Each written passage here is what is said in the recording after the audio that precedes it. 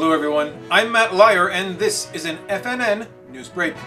In other news, the Netherlands is embroiled in a battle with Amazon CEO Jeff Bezos, who has commissioned the construction of a multi-million-dollar yacht.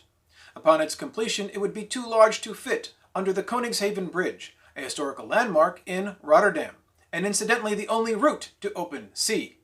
Under normal circumstances, the boat would not be allowed to pass, but as billionaire Bezos promised to pay for the bridge to be dismantled, he may be the exception to the rule. Incensed that one man could have so much power, residents of Rotterdam have vowed to teach him a lesson by throwing rotten eggs at the yacht if it's allowed to pass. In response, Bezos has vowed to buy all the eggs in Rotterdam, all the chickens in Rotterdam, and all of Rotterdam. We're not just doing this for money, we're doing it for a shitload of money! In pandemic news, Germany has taken an unusual approach to vaccine hesitancy. Rather than appeal to the logical or scientific side of the population, they have appealed to their love of farm animals. A shepherd in a town outside of Hamburg recently arranged a flock of 700 sheep, plus a few goats, in the shape of a syringe while a drone filmed from overhead. The video has since gone viral, amassing thousands of views and comments from people praising the efforts of everyone involved. Although there is no evidence that animals are pro-vaccination, the stunt turned out to be a success, inspiring a huge increase in vaccination from first-timers to triple boosters, possibly adding new dimension to the term sheeple.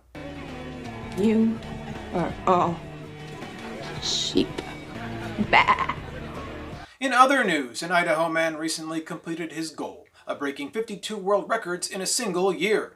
So far, 43 have been verified, while the others are still pending. This is not a first for the self-described author, speaker, and entertainer who began breaking records in 2015. While his feats of fantastic skill began as a way to show kids they can do anything they set their minds to, his record-breaking quickly morphed into a life of its own, expanding each year in increasingly ridiculous and sometimes dangerous stunts.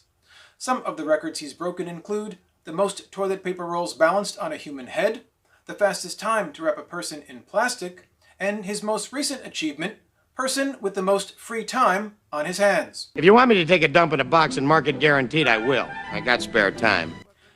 In other news, a woman in North Carolina is fighting to keep her personalized license plate after several complaints were lodged against it.